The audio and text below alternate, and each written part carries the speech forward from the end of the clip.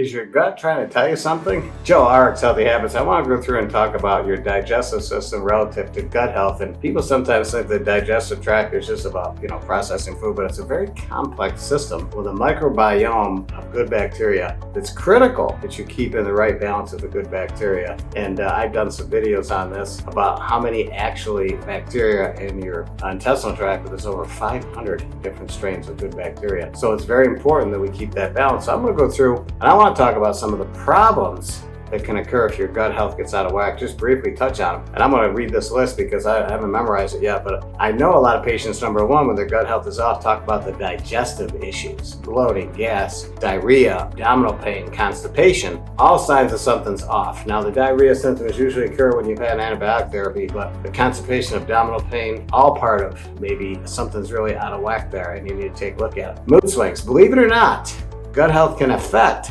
mental health, and they're finding more and more information about this. Anxiety and depression, they're looking at some causality between your gut health being off and anxiety and depression. That's fascinating. I'm sure they're going to be digging deeper on that one. Skin problems, eczema, psoriasis, and acne may be related to poor gut health. How about this one? This is a biggie. Autoimmune diseases, where your body actually destroys some of its own tissues. Rheumatoid arthritis, easy for me to say. Rheumatoid arthritis, multiple sclerosis, and type 1 diabetes. Now again, these are just some links that they're looking at to see, hey, maybe the gut health could have an impact on some of these, initiating some of the disease states. Not saying that's, 100% gospel. What I'm saying is they're looking at it and they're really trying to figure something out. Here's another problem that can develop is antibiotic gut imbalance. And I've done videos on this. This is a biggie. When your gut health gets out of balance because you took an antibiotic, it kills the good bacteria, kills the bad bacteria. So, and then when that happens, you end up getting some abdominal pain, diarrhea, cramping. I've been there, done that a couple times. So now I'm smarter. As soon as I start on the antibiotics, I start on the probiotic. So here's 5 tips to help you with what you're doing on a daily basis to help maintain your gut health. And that is number 1, eat a very diverse diet, plant-based and fruit-based. So you're going to get a lot of fruits, vegetables, whole grains, and legumes. This is really going to help, this fiber-rich diet, to really help get the good bacteria going and promote a healthy microbiome. Fermented foods. Now, a lot of people don't realize that kimchi and sauerkraut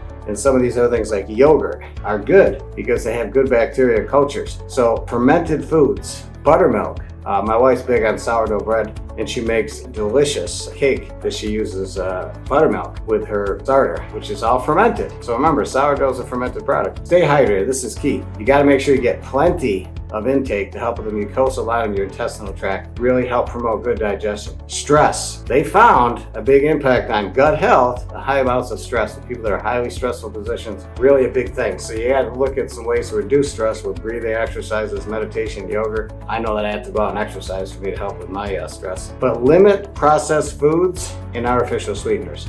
This is a biggie that can really throw off your gut biome. So now here's one thing, and I'm going to end with this. You can eat these healthier foods and try to get a good, microbiome, but if it gets thrown off because especially antibiotic-induced GI imbalance from taking antibiotics, then you really got to take some matters into your hand pretty quickly. And the quicker you do it, the better you'll be relieving the symptoms. You got to take some probiotics, and really 2 to 4 hours after the antibiotic dose, I tell patients to take an hour before. Continue taking the probiotics after you're done with the regimen. And some patients go on to take a probiotic every day, but definitely after you're done with the antibiotic, maybe another week or so. I don't think there's any set amount, but stay on them for a little bit and stay on them when you start. Right? Now, some providers say, just skip it, just do it unless you get symptoms. That's true, but I found for myself now, because I've had too many incidences of antibiotic-induced diarrhea and GI problems, I start taking them. That's just me. I recommend it.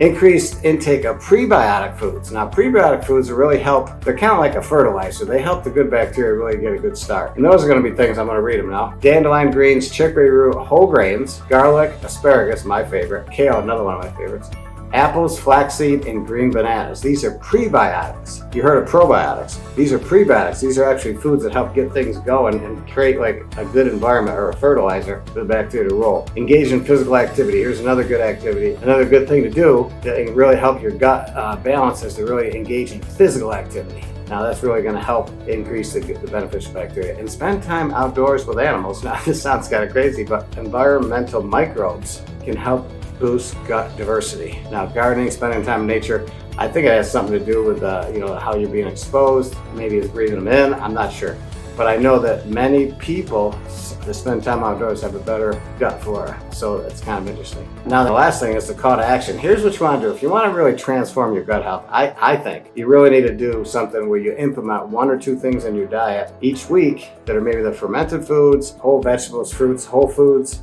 Start to incorporate that in now, and I think you're going to find things are going to level out. I know that I have to have a really consistent amount of kale, salads, nuts. I like some of the fermented foods, pickles, kimchi. I've incorporated all those, and I've had very little problems with my microbiome. And now I also, again, tell you that you should really consider the probiotics when you're digging into that.